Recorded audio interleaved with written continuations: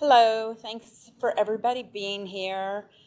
For those of you who don't know me, again, my name's Debbie Feeback. I'm the Chief Development Officer, and my team consists of project development and environmental review.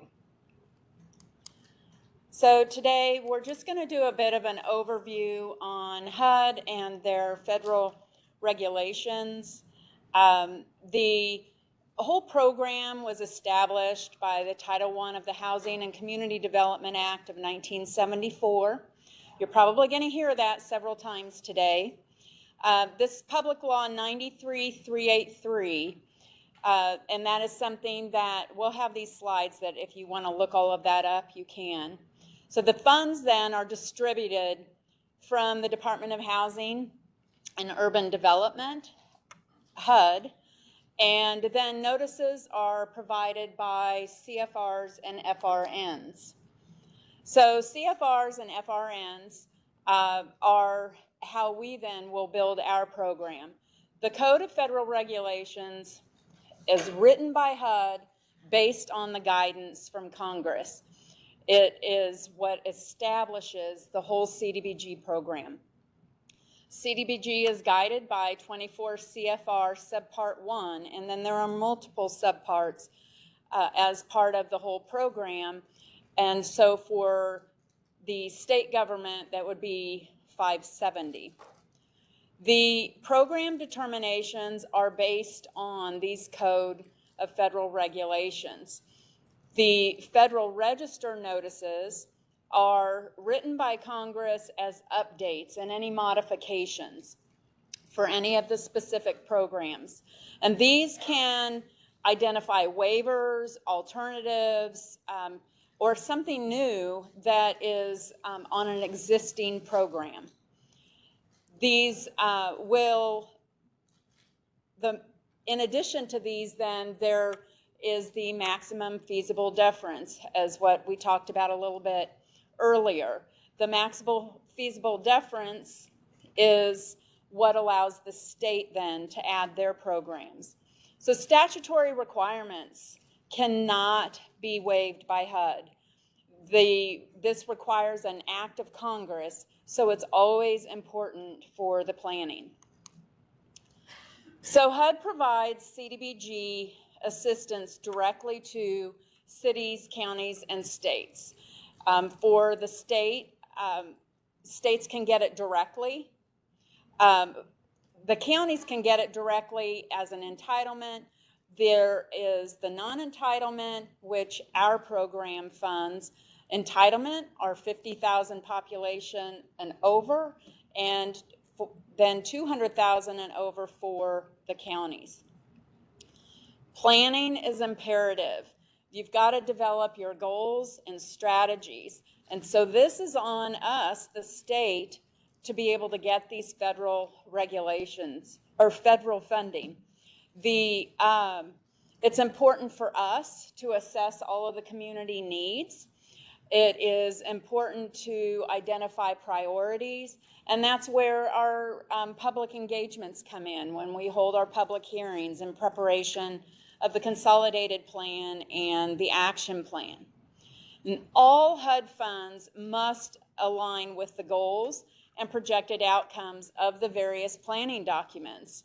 And those would be the consolidated plan, action plan, and the consolidated annual performance evaluation report, which we refer to as the CAPER. So the consolidated plan. There are partnerships as part of this. As mentioned earlier, the CFRs come down for any of HUD's programs. That would include our partnerships as part of our consolidated plan, which is the Department of Health and Senior Services and MHDC. I'll go back to that. So it's important to identify the goals and performance measures in which each of our funding cycles are going to cover. All funding activities have to align with the goals that are in our consolidated plan. It is difficult to change it. It would take a lot of preparation, and so it's important for us to do the proper planning to make sure that we can move forward for the next 5 years. Our current period is April 1, 2024 to March 31, 2027. As Joe mentioned earlier, we will be, in the next several months, start our preparation for the next consolidated plan, in addition to our annual action plan, because we will still have one more year of the annual action plan. So with that, the annual action plan is required to be aligned with the consolidated plan. That typically runs April 1 through March 31. Sometimes those, even though that is the active period, there are times that that plan is not submitted at that time. For instance, this year, we had guidance come down from HUD that indicated we had until July 14th based on the schedule they sent out. Ours was submitted on July 1st. So the annual action plan identifies goals and performance measures from the con plan. And so your consolidated plan is your overall planning process, how we're going to use the funds, what type of projects we'll fund. The annual action plan is specific to what we're going to do for the next year. So for instance, in the consolidated plan, when we first came out in 2022, we talked then about the downtown revitalization program. It was not built yet, but we did talk about it in the consolidated plan. It gave us some time to build that out, and now we have that actively funded. And then we put that in our annual action plan. So the annual action plan, again, will define the methods of distribution, allocation priorities, your geographic distribution, and other program-specific requirements. And there are some programs that will operate under a separate action plan, such as our disaster recovery.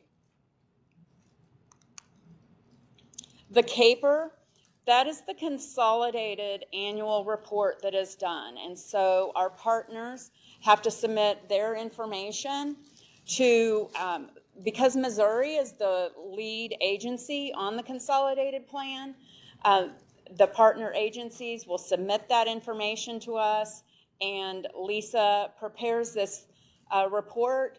It has to go through a whole public comment period. And it is that final piece of the standard required planning documents to be eligible for HUD funding as part of the overall process. It's typically submitted within 90 days at the end of the program year. So in summary, if you go over it's really a pyramid of activity, and it starts at the bottom, and as you start at the bottom and you move towards your application timeline, slowly we get more control. So it starts with the federal government, with the Housing Act of 1974. HUD, or Congress, codifies the regulations.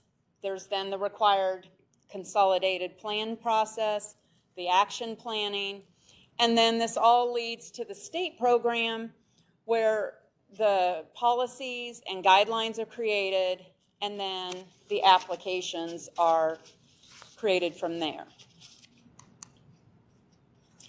So usually at this time, we have some upcoming federal regulations, but we have not gotten any guidance from HUD since January, and that was mostly about some of the changes for the action plan.